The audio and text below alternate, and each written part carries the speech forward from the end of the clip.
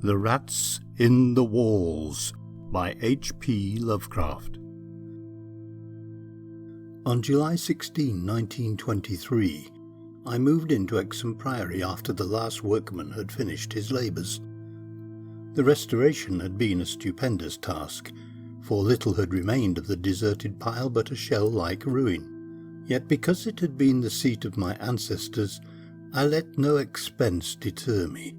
The place had not been inhabited since the reign of James I, when a tragedy of intensely hideous though largely unexplained nature had struck down the master, 5 of his children, and several servants, and driven forth under a cloud of suspicion and terror the 3rd son, my lineal progenitor, and the only survivor of the abhorred line. With this sole heir denounced as a murderer, the estate had reverted to the Crown, nor had the accused man made any attempt to exculpate himself or regain his property. Shaken by some horror greater than that of conscience or the law, and expressing only a frantic wish to exclude the ancient edifice from his sight and memory, Walter de la Pole, 11th Baron Exham, fled to Virginia, and there founded the family which by the next century had become known as de la Pole. Exham Priory had remained untenanted, though later allotted to the estates of the Norris family, and much studied because of its peculiarly composite architecture, an architecture involving Gothic towers resting on a Saxon or Romanesque substructure, whose foundation in turn was of a still earlier order or blend of orders, Roman and even Druidic or native Cymric if legends speak truly. This foundation was a very singular thing, being merged on one side with the solid limestone of the precipice from whose brink the priory overlooked a desolate valley, 3 miles west of the village of Manchester. Architects and antiquarians loved to examine this strange relic of forgotten centuries, but the country folk hated it. They had hated it hundreds of years before when my ancestors lived there, and they hated it now, with the moss and mould of abandonment on it. I had not been a day in Manchester before I knew I came of an accursed house, and this week workmen have blown up Exham Priory, and are busy obliterating the traces of its foundations. The bare statistics of my ancestry I had always known, together with the fact that my first American forebear had come to the colonies under a strange cloud. Of details, however, I had been kept wholly ignorant through the policy of reticence always maintained by the de la Poles. Unlike our planter neighbours, we seldom boasted of crusading ancestors or other medieval and Renaissance heroes, nor was any kind of tradition handed down, except what may have been recorded in the sealed envelope left before the Civil War by every squire to his eldest son for posthumous opening. The glories we cherished were those achieved since the migration, the stories of a proud and honourable, if somewhat reserved and unsocial Virginia line. During the war our fortunes were extinguished and our whole existence changed by the burning of Carfax, our home on the banks of the James. My grandfather, advanced in years, had perished in that incendiary outrage, and with him the envelope that bound us all to the past. I can recall that fire today as I saw it then at the age of 7, with the Federal soldiers shouting, the women screaming, and the Negroes howling and praying. My father was in the army defending Richmond, and after many formalities my mother and I were passed through the lines to join him. When the war ended we all moved north whence my mother had come, and I grew to manhood, middle age, and ultimate wealth as a stolid Yankee. Neither my father nor I ever knew what our hereditary envelope had contained, and as I merged into the greyness of Massachusetts business life, I lost all interest in the mysteries which evidently lurked far back in my family tree. Had I suspected their nature, how gladly I would have left Exham Priory to its moss, bats, and cobwebs. My father died in 1904, but without any message to leave me or to my only child Alfred, a motherless boy of 10. It was this boy who reversed the order of family information, for although I could give him only jesting conjectures about the past, he wrote me of some very interesting ancestral legends when the late war took him to England in 1917 as an aviation officer. Apparently, the Delaports had a colourful and perhaps sinister history, for a friend of my son's, Captain Edward Norris of the Royal Flying Corps, dwelt near the family seat at Anchester and related some peasant superstitions which few novelists could equal for wildness and incredibility. Norris himself, of course, did not take them seriously, but they amused my son and made good material for his letters to me. It was this legendary which definitely turned my attention to my transatlantic heritage, and made me resolve to purchase and restore the family seat, which Norris showed to Alfred in its picturesque desertion, and offered to get for him at a surprisingly reasonable figure, since his own uncle was the present owner. I bought Exham Priory in 1918, but was almost immediately distracted from my plans of restoration by the return of my son as a maimed invalid. During the 2 years that he lived, I thought of nothing but his care, having even placed my business under the direction of partners. In 1921, as I found myself bereaved and aimless, a retired manufacturer no longer young, I resolved to divert my remaining years with my new possession. Visiting Anchester in December, I was entertained by Captain Norris, a plump, amiable young man, who had thought much of my son, and secured his assistance in gathering plans and anecdotes to guide in the coming restoration.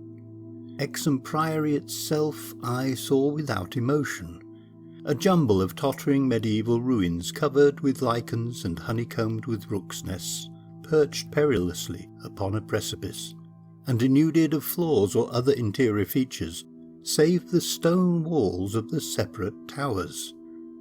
As I gradually recovered the image of the edifice as it had been when my ancestor left it over 3 centuries before, I began to hire workmen for the reconstruction. In every case I was forced to go outside the immediate locality, for the Anchester villagers had an almost unbelievable fear and hatred of the place. This sentiment was so great that it was sometimes communicated to the outside labourers, causing numerous desertions, while its scope appeared to include both the priory and its ancient family. My son had told me that he was somewhat avoided during his visits because he was a de la poor, and I now found myself subtly ostracised for a like reason, until I convinced the peasants how little I knew of my heritage. Even then they sullenly disliked me, so that I had to collect most of the village traditions through the mediation of Norris. What the people could not forgive, perhaps, was that I had come to restore a symbol so abhorrent to them, for rationally or not, they viewed Exham Priory as nothing less than a haunt of fiends and werewolves. Piecing together the tales which Norris collected for me, and supplementing them with the accounts of several savants who had studied the ruins, I deduced that Exham Priory stood on the site of a prehistoric temple, a druidical or anti-druidical thing, which must have been contemporary with Stonehenge. That indescribable rites had been celebrated there, few doubted, and there were unpleasant tales of the transference of these rites into the Sibylle worship which the Romans had introduced. Inscriptions still visible in the subcellar bore such unmistakable letters as Div, Ops, Magna Mat, sign of the Magna Mater, whose dark worship was once vainly forbidden to Roman citizens. Anchester had been the camp of the 3rd Augustan Legion, as many remains attest, and it was said that the Temple of Sibylle was splendid and thronged with worshippers, who performed nameless ceremonies at the bidding of a Phrygian priest. Tales added that the fall of the old religion did not end the orgies at the temple, but that the priests lived on in the new faith without real change. Likewise, it was said that the rites did not vanish with the Roman power, and that certain among the Saxons added to what remained of the temple and gave it the essential outline it subsequently preserved, making it the centre of a cult feared through half the Heptarchy. About 1000 AD, the place is mentioned in a chronicle as being a substantial stone priory housing a strange and powerful monastic order, and surrounded by extensive gardens which needed no walls to exclude a frightened populace. It was never destroyed by the Danes, though after the Norman conquest it must have declined tremendously, since there was no impediment when Henry III granted the site to my ancestor, Gilbert de la Poer, 1st Baron Exham, in 1261. Of my family before this date there is no evil report, but something strange must have happened then. In one chronicle there is a reference to a de la Poer as cursed of God in 1307, whilst village legendary had nothing but evil and frantic fear to tell of the castle that went up on the foundations of the old temple and priory. The fireside tales were of the most grisly description, all the ghastlier because of their frightened reticence and cloudy evasiveness. They represented my ancestors as a race of hereditary demons, beside whom Gilles de Retz and the Marquis de Sade would seem the veriest tyros, and hinted whisperingly at their responsibility for the occasional disappearance of villagers through several generations. The worst characters, apparently, were the barons and their direct heirs. At least, most was whispered about these. If of healthier inclinations, it was said an heir would early and mysteriously die to make way for another more typical scion. There seemed to be an inner cult in the family, presided over by the head of the house, and sometimes closed except to a few members. Temperament rather than ancestry was evidently the basis of this cult, for it was entered by several who married into the family. Lady Margaret Trevor from Cornwall, wife of Godfrey, the second son of the 5th Baron, became a favourite bane of children all over the countryside, and the demon heroine of a particularly horrible old ballad, not yet extinct, near the Welsh border. Preserved in balladry too, though not illustrating the same point, is the hideous tale of Lady Mary de la Poer, who, shortly after her marriage to the Earl of Shrewsfield, was killed by him and his mother, both of the slayers being absolved and blessed by the priest to whom they had confessed what they dared not repeat to the world. These myths and ballads, typical as they were of crude superstition, repelled me greatly.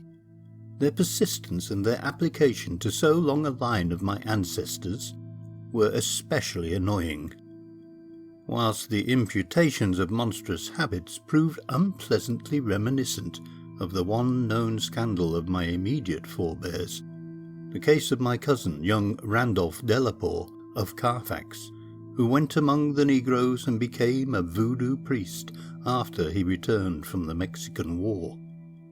I was much less disturbed by the vaguer tales of wails and howlings in the barren, windswept valley beneath the limestone cliff, of the graveyard stenches after the spring rains, of the floundering, squealing white thing on which Sir John Clave's horse had trod one night in a lonely field, and of the servant who had gone mad at what he saw in the priory in the full light of day.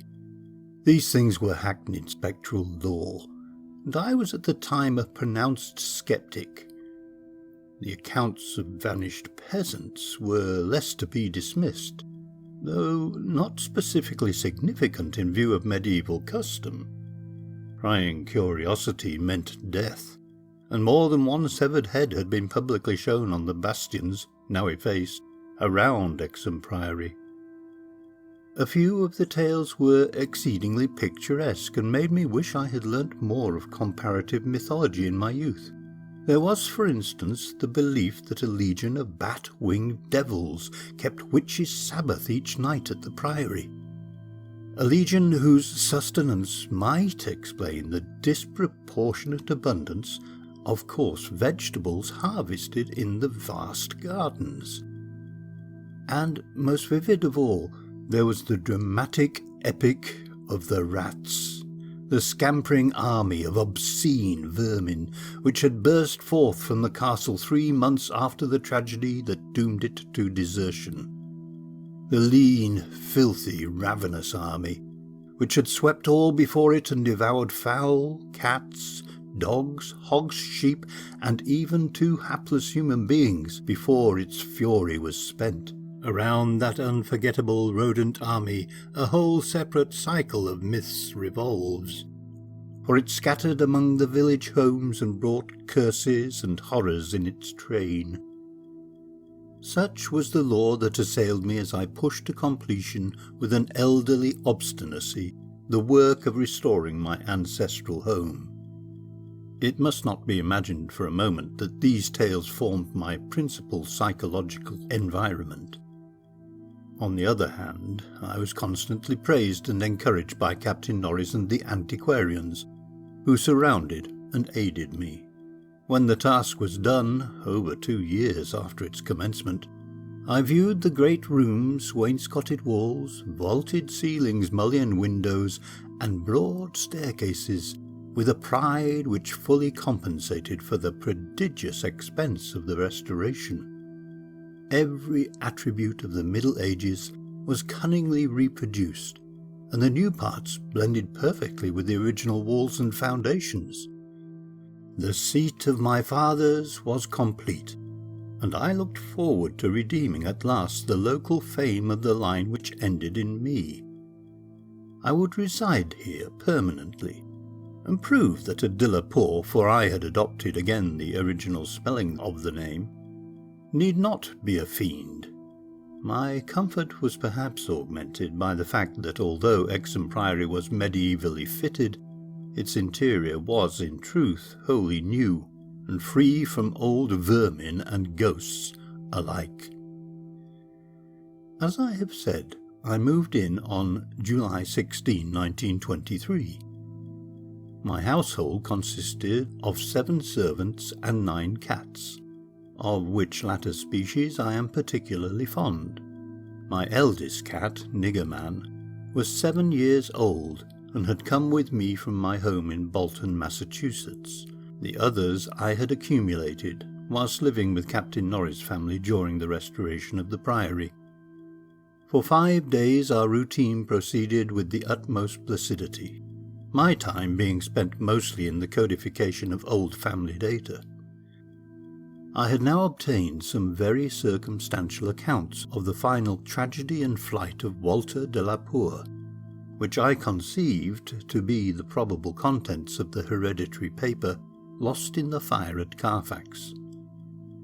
It appeared that my ancestor was accused with much reason of having killed all the other members of his household, except 4 servant confederates, in their sleep, about 2 weeks after a shocking discovery which changed his whole demeanour, but which, except by implication, he disclosed to no one, save perhaps the servants who assisted him, and afterward fled beyond reach.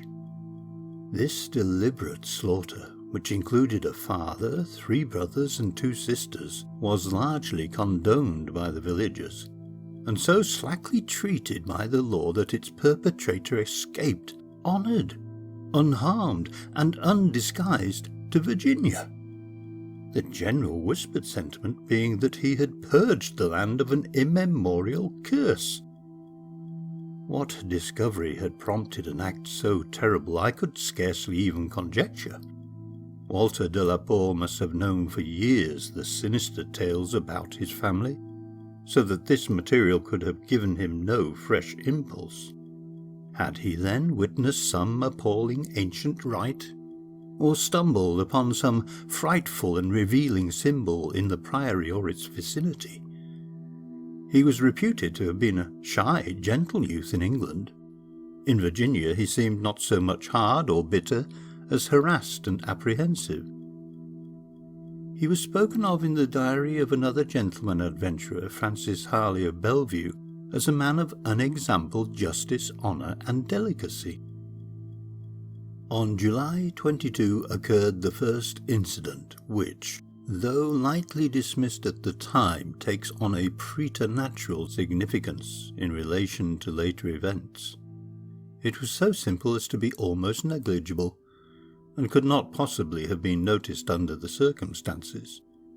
For it must be recalled that since I was in a building practically fresh and new except for the walls, and surrounded by a well-balanced staff of servitors, apprehension would have been absurd, despite the locality.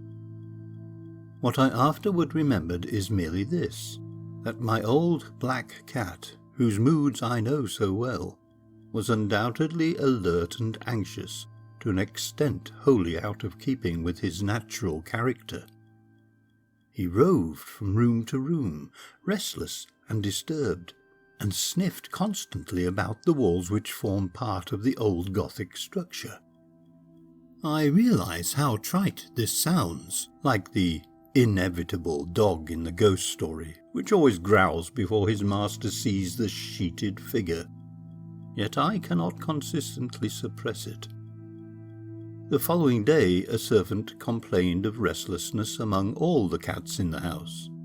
He came to me in my study, a lofty west room on the second story, with groined arches, black oak panelling, and a triple Gothic window overlooking the limestone cliff and desolate valley. And even as he spoke I saw the jetty form of Niggerman creeping along the west wall and scratching at the new panels which overlaid the ancient stone.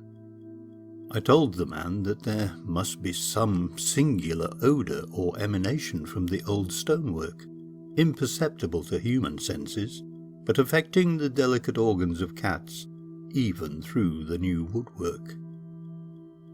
This I truly believed, and when the fellow suggested the presence of mice or rats, I mentioned that there had been no rats there for 300 years, and that even the field mice of the surrounding country could hardly be found in these high walls, where they had never been known to stray. That afternoon I called on Captain Norris, and he assured me that it would be quite incredible for field mice to infest the priory in such a sudden and unprecedented fashion. That night, dispensing as usual with a valet, I retired in the West Tower chamber, which I had chosen as my own, reached from the study by a stone staircase and a short gallery, the former partly ancient, the latter entirely restored. This room was circular, very high, and without wainscoting, being hung with arras, which I had myself chosen in London. Seeing that Niggerman was with me, I shut the heavy Gothic door and retired by the light of the electric bulbs which so cleverly counterfeited candles. Finally, switching off the light and sinking on the carved and canopied four-poster, with the venerable cat in his accustomed place across my feet, I did not draw the curtains, but gazed out at the narrow north window which I faced. There was a suspicion of aurora in the sky, and the delicate traceries of the window were pleasantly silhouetted. At some time I must have fallen quietly asleep, for I recall a distinct sense of leaving strange dreams when the cat started violently from his placid position. I saw him in the faint auroral glow, head strained forward, 4 feet on my ankles, and hind feet stretched behind. He was looking intensely at a point on the wall somewhat west of the window, a point to which my eye had nothing to mark it, but toward which all my attention was now directed. And as I watched, I knew that Niggerman was not vainly excited. Whether the arras actually moved I cannot say. I think it did, very slightly, but what I can swear to is that behind it I heard a low, distinct scurrying, as of rats or mice.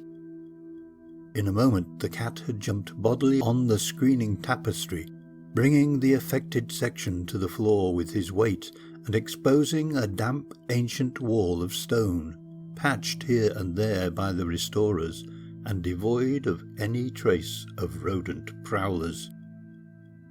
Nigger Man raced up and down the floor by this part of the wall, clawing the fallen arras and seemingly trying at times to insert a paw between the wall and the oaken floor. He found nothing, and after a time returned wearily to his place across my feet. I had not moved, but I did not sleep again that night. In the morning I questioned all the servants, and found that none of them had noticed anything unusual, save that the cook remembered the actions of a cat which had rested on her window-sill. This cat had howled at some unknown hour of the night, awaking the cook in time for her to see him dart purposefully out of the open door down the stairs. I drowsed away the noontime, and in the afternoon called again on Captain Norris, who became exceedingly interested in what I told him. The odd incidents, so slight yet so curious, appealed to his sense of the picturesque, and elicited from him a number of reminiscences of local ghostly lore. We were genuinely perplexed at the presence of rats, and Norris lent me some traps and Paris green, which I had the servants place in strategic localities when I returned. I retired early, being very sleepy, but was harassed by dreams of the most horrible sort. I seemed to be looking down from an immense height upon a twilit grotto, knee-deep with filth, where a white-bearded demon swineherd drove about with his staff a flock of fungus flabby beasts, whose appearance filled me with an unutterable loathing. Then, as the swineherd paused and nodded over his task, a mighty swarm of rats rained down on the stinking abyss and fell to devouring beasts and man alike. From this terrific vision I was abruptly awaked by the motions of Nigger Man, who had been sleeping as usual across my feet. This time I did not have to question the source of his snarls and hisses, and of the fear which made him sink his claws into my ankle unconscious of their effect. For on every side of the chamber the walls were alive with nauseous sound, the verminous slithering of ravenous gigantic rats. There was now no aurora to show the state of the arras, the fallen section of which had been replaced, but I was not too frightened to switch on the light. As the bulbs leapt into radiance, I saw a hideous shaking all over the tapestry, causing the somewhat peculiar designs to execute a singular dance of death. This motion disappeared almost at once, and the sound with it. Springing out of bed, I poked at the arras with the long handle of a warming pan that rested near, and lifted one section to see what lay beneath. There was nothing but the patched stone wall, and even the cat had lost his tense realization of abnormal presences. When I examined the circular trap that had been placed in the room, I found all of the openings sprung, though no trace remained of what had been caught and had escaped. Further sleep was out of the question, so lighting a candle I opened the door and went out in the gallery towards the stairs to my study, Nigger Man following at my heels. Before we had reached the stone steps, however, the cat darted ahead of me and vanished down the ancient flight. As I descended the stair myself, I became suddenly aware of sounds in the great room below, sounds of a nature which could not be mistaken. The oak-panelled walls were alive with rats, scampering and milling, whilst Nigger Man was racing about with the fury of a baffled hunter. Reaching the bottom, I switched on the light, which did not this time cause the noise to subside. The rats continued their riot, stampeding with such force and distinctness that I could finally assign to their motions a definite direction. These creatures, in numbers apparently inexhaustible, were engaged in one stupendous migration from inconceivable heights to some depth, conceivably or inconceivably, below. I now heard steps in the corridor, and in another moment 2 servants pushed open the massive door. They were searching the house for some unknown source of disturbance which had thrown all the cats into a snarling panic, and caused them to plunge precipitately down several flights of stairs and squat, yowling, before the closed door to the sub-cellar.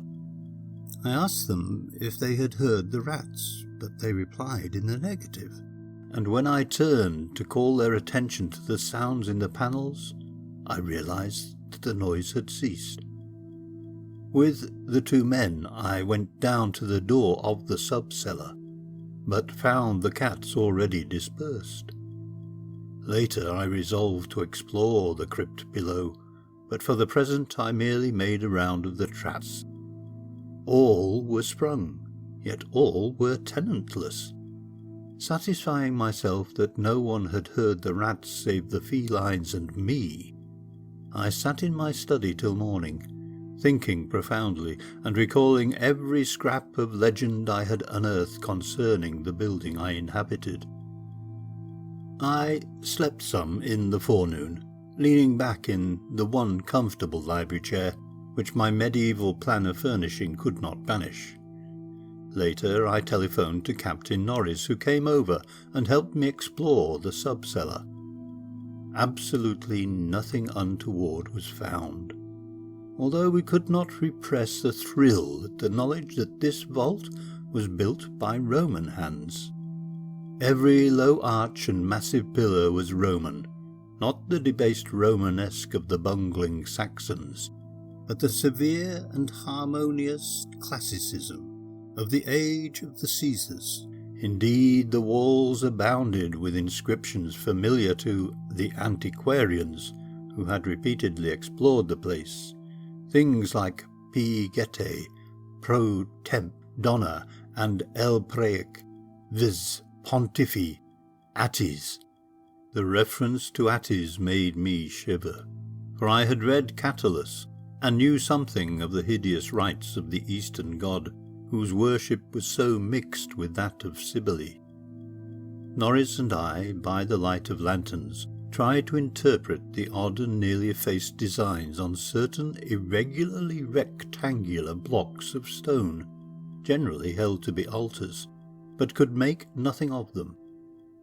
We remembered that one pattern, a sort of rayed sun, was held by students to imply a non-Roman origin, suggesting that these altars had merely been adopted by the Roman priests from some older and perhaps aboriginal temple on the same site. On one of these stone blocks were some brown stains which made me wonder. The largest, in the centre of the room, had certain features on the upper surface which indicated its connection with fire, probably burnt offerings. Such were the sights in that crypt before whose door the cats had howled, and where Norris and I now determined to pass the night. Couches were brought down by the servants, who were told not to mind any nocturnal actions of the cats, and Niggerman was admitted as much for help as companionship. We decided to keep the great oak door, a modern replica with slits for ventilation, tightly closed, and with this attended to, we retired with lanterns still burning to await whatever might occur. The vault was very deep in the foundations of the priory, and undoubtedly far down on the face of the beetling limestone cliff, overlooking the waste valley. That it had been the goal of the scuffling and unexplainable rats, I could not doubt. The why, I could not tell. As we lay there expectantly, I found my vigil occasionally mixed with half-formed dreams, from which the uneasy motions of the cat across my feet would rouse me. These dreams were not wholesome. but horribly like the one I had had the night before. I saw again the twilit grotto and the swineherd with his unmentionable fungus beasts wallowing in filth, and as I looked at these things they seemed nearer and more distinct, so distinct that I could almost observe their features. Then I did observe the flabby features of one of them, and awaked with such a scream that Niggerman started up, whilst Captain Norris, who had not slept, laughed considerably. Norris might have laughed more or perhaps less had he known what it was that made me scream, but I did not remember myself till later. Ultimate horror often paralyzes memory in a merciful way. Norris waked me when the phenomena began. Out of the same frightful dream I was called by his gentle shaking and his urging to listen to the cats. Indeed, there was much to listen to, for beyond the closed door at the head of the stone steps was a veritable nightmare of feline yelling and clawing, whilst Niggerman, unmindful of his kindred outside, was running excitedly around the bare stone walls, in which I heard the same babble of scurrying rats that had troubled me the night before. An acute terror now rose within me, for here were anomalies which nothing normal could well explain. These rats, if not the creatures of madness which I shared with the cats alone, must be burrowing and sliding in Roman walls I had thought to be of solid limestone blocks, unless perhaps the action of water through more than 17 centuries had eaten winding tunnels which rodent bodies had worn clear and ample. But even so, the spectral horror was no less, for if these were living vermin, why did not Norris hear their disgusting commotion? Why did he urge me to watch Niggerman and listen to the cats outside? And why did he guess wildly and vaguely at what could have aroused them? By the time I had managed to tell him as rationally as I could what I thought I was hearing, my ears gave me the last fading impression of the scurrying, which had retreated still downward, far underneath this deepest of sub-cellars, till it seemed as if the whole cliff below were riddled with questing rats. Norris was not as sceptical as I had anticipated, but instead seemed profoundly moved.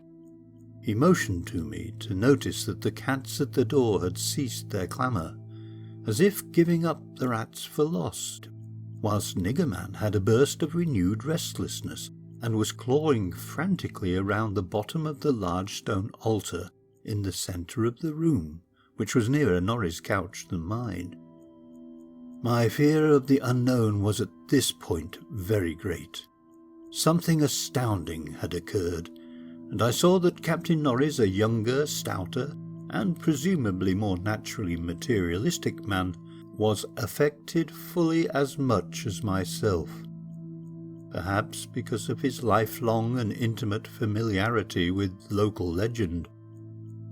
We could for the moment do nothing but watch the old black cat as he pawed with decreasing fervour at the base of the altar, occasionally looking up and mewing to me in that persuasive manner which he used when he wished me to perform some favour for him. Norris now took a lantern close to the altar and examined the place where Niggerman was pawing, silently kneeling and scraping away the lichens of centuries which joined the massive pre-Roman block to the tessellated floor. He did not find anything, and was about to abandon his effort when I noticed a trivial circumstance which made me shudder, even though it implied nothing more than I had already imagined.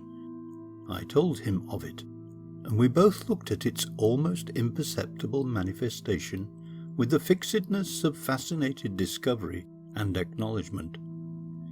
It was only this, that the flame of the lantern set down near the altar was slightly but certainly flickering from a draught of air which it had not before received, and which came indubitably from the crevice between floor and altar, where Norris was scraping away the lichens.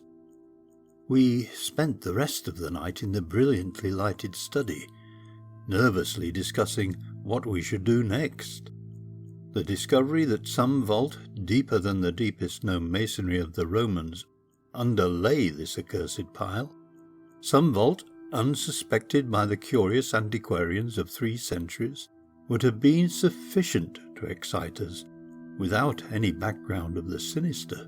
As it was, the fascination became twofold, and we paused in doubt whether to abandon our search and quit the priory forever in superstitious caution, or to gratify our sense of adventure and brave whatever horrors might await us in the unknown depths. By morning we had compromised, and decided to go to London to gather a group of archaeologists and scientific men fit to cope with the mystery. It should be mentioned that before leaving the subcellar, we had vainly tried to move the central altar, which we now recognized as the gate to a new pit of nameless fear. What secret would open the gate? Wiser men than we would have to find.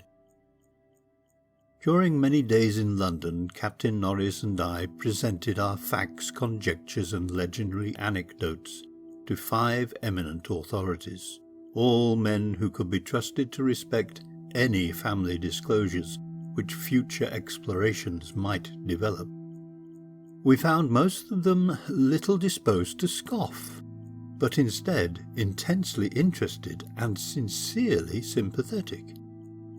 It is hardly necessary to name them all, but I may say that they included Sir William Brinton, whose excavations in the Troad excited most of the world in their day. As we all took the train for Manchester, I felt myself poised on the brink of frightful revelations, a sensation symbolized by the air of mourning among the many Americans at the unexpected death of the President on the other side of the world. On the evening of August 7th, we reached Exham Priory, where the servants assured me that nothing unusual had occurred. The cats, even old Niggerman, had been perfectly placid, and not a trap in the house had been sprung. We were to begin exploring on the following day, awaiting which I assigned well-appointed rooms to all my guests. I myself retired in my own tower chamber, with Niggerman across my feet. Sleep came quickly, but hideous dreams assailed me.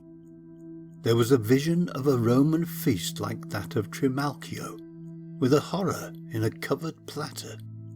Then came that damnable recurrent thing about the swineherd and his filthy drove in the twilit grotto. Yet when I awoke it was full daylight, with normal sounds in the house below. The rats, living or spectral, had not troubled me, and Niggerman was quietly asleep. On going down I found that the same tranquillity had prevailed elsewhere, a condition which one of the assembled savants, a fellow named Thornton, devoted to the psychic, rather absurdly laid to the fact that I had now been shown the thing which certain forces had wished to show me. All was now ready, and at 11 a.m. our entire group of 7 men, bearing powerful electric searchlights and implements of excavation, went down to the subcellar and bolted the door behind us. Niggerman was with us, for the investigators found no occasion to despise his excitability, and were indeed anxious that he be present in case of obscure rodent manifestations. We noted the Roman inscriptions and unknown altar designs only briefly, for 3 of the savants had already seen them, and all knew their characteristics. Prime attention was paid to the momentous central altar, and within an hour Sir William Brinton had caused it to tilt backward, balanced by some unknown species of counterweight. There now lay revealed such a horror as would have overwhelmed us had we not been prepared.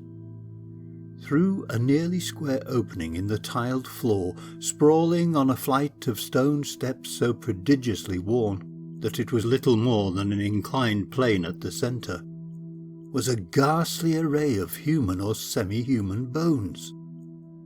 Those which retained their collocation as skeletons showed attitudes of panic fear, and over all were the marks of rodent gnawing. The skulls denoted nothing short of utter idiocy, cretinism, or primitive semi-apedom. Above the hellishly littered steps arched a descending passage, seemingly chiselled from the solid rock, and conducting a current of air. This current was not a sudden noxious rush, as from a closed vault, but a cool breeze with something of freshness in it. We did not pause long, but shiveringly began to clear a passage down the steps. It was then that Sir William, examining the hewn walls, made the odd observation that the passage, according to the direction of the strokes, must have been chiselled from beneath. I must be very deliberate now and choose my words. After ploughing down a few steps amidst the gnawed bones, we saw that there was a light ahead. Not any mystic phosphorescence, but a filtered daylight, which could not come except from unknown fissures in the cliff that overlooked the waste valley.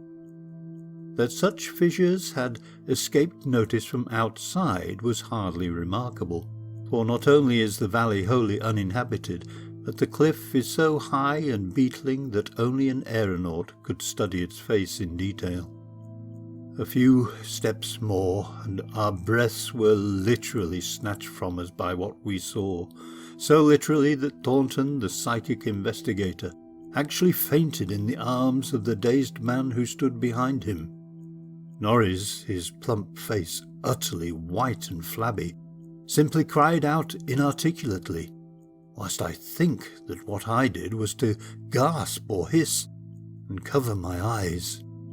The man behind me, the only one of the party older than I, croaked the hackneyed "My God!" in the most cracked voice I ever heard.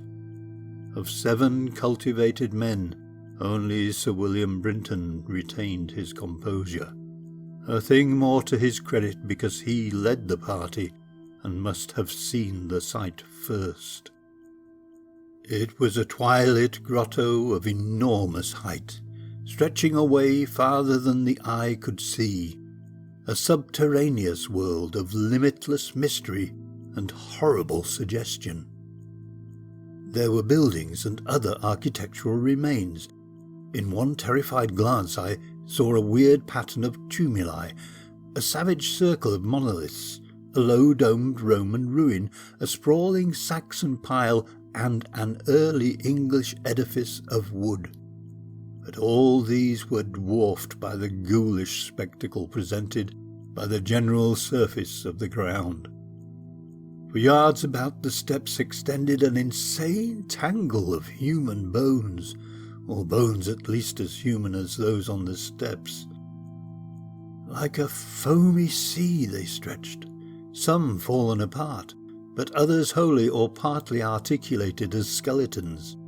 These latter invariably in postures of demoniac frenzy, either fighting off some menace or clutching other forms with cannibal intent.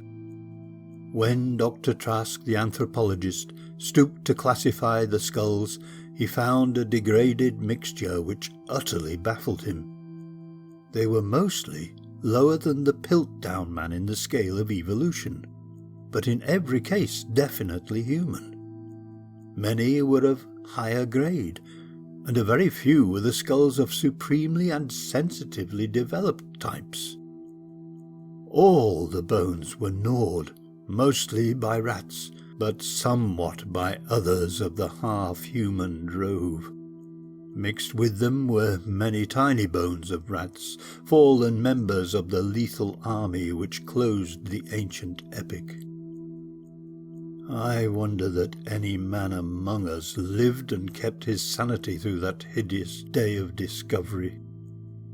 Not Hoffman, or Hussymonds could conceive a scene more wildly incredible, more frenetically repellent, or more gothically grotesque than the twilit grotto through which we seven staggered, each stumbling on revelation after revelation, and trying to keep for the nonce from thinking of the events which must have taken place there 300 years, or 1,000, or 2,000, or 10,000 years ago.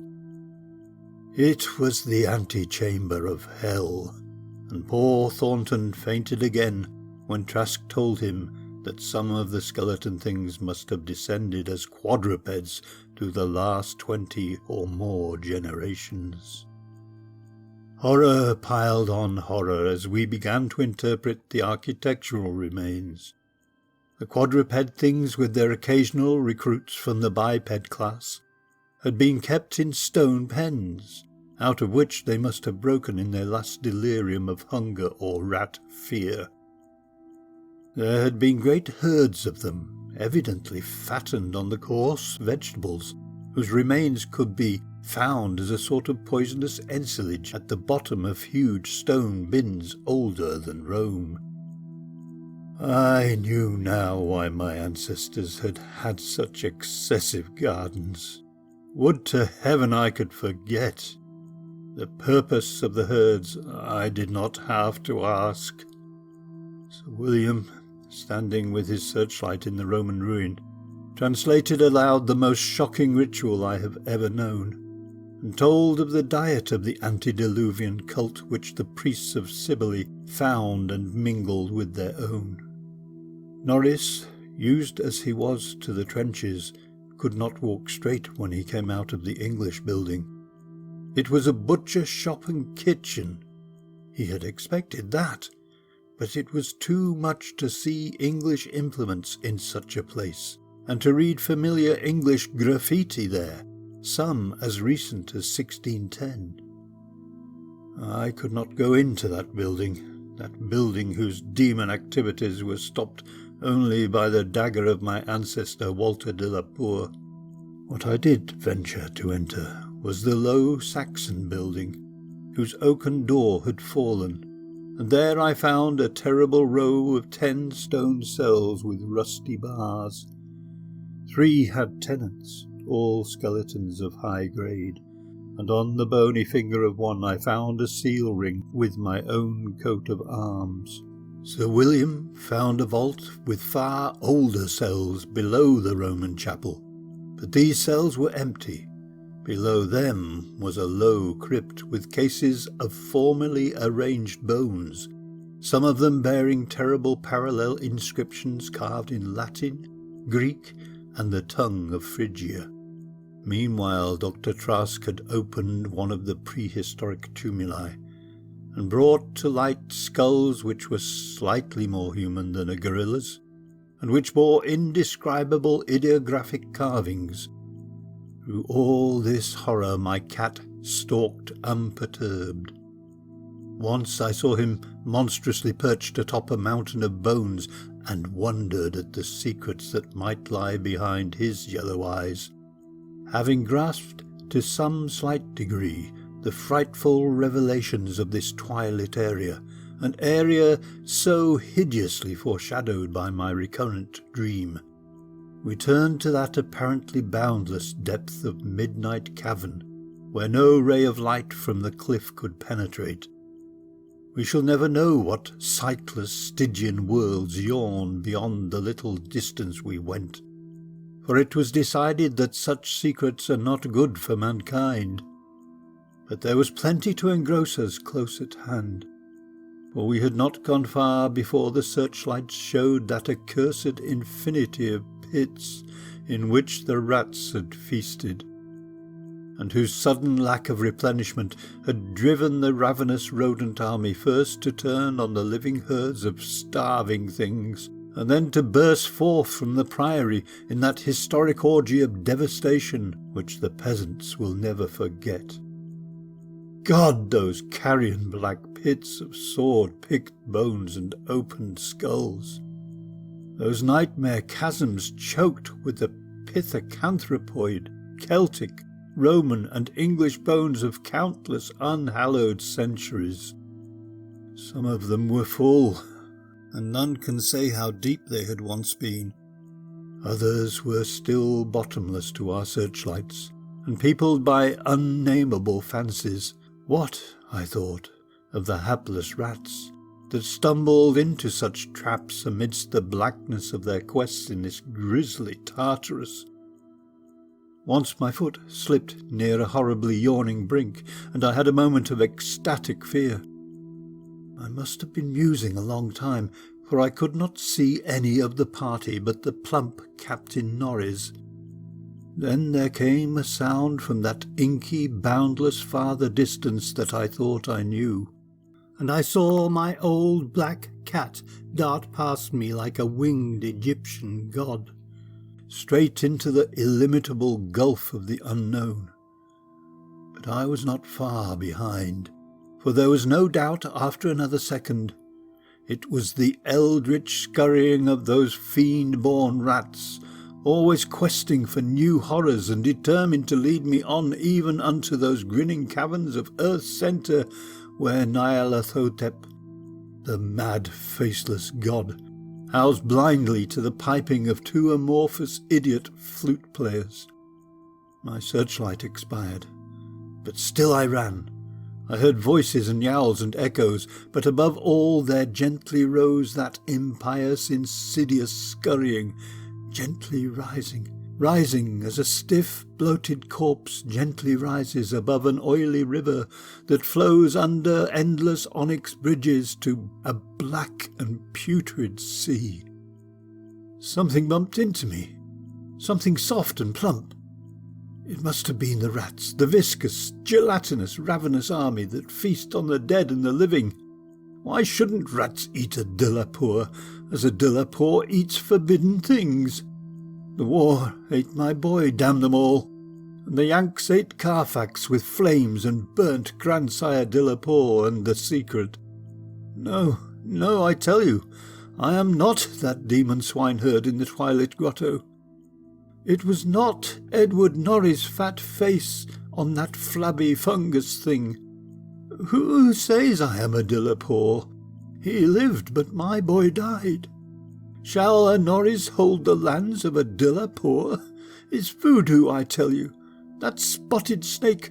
Curse you, Thornton, I'll teach you to faint at what my family do. Slud thou stinketh, I'll learn ye how to gust, while ye swink me like whis.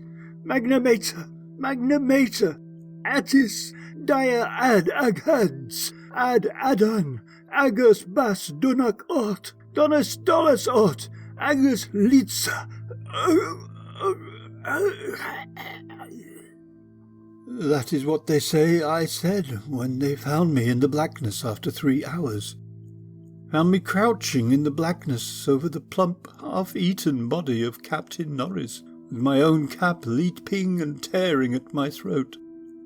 Now they have blown up Hexham Priory, taken my nigger man away from me, and shut me into this barred room at Hanwell, with fearful whispers about my heredity and experiences. Thornton is in the next room, but they prevent me from talking to him. They are trying, too, to suppress most of the facts concerning the Priory. When I speak of poor Norris, they accuse me of a hideous thing, but they must know that I did not do it. They must know it was the rats, the slithering, scurrying rats whose scampering will never let me sleep. The demon rats that race behind the padding in this room and beckon me down to greater horrors than I have ever known. The rats they can never hear. The rats in the walls. End of The Rats in the Walls by H.P. Lovecraft.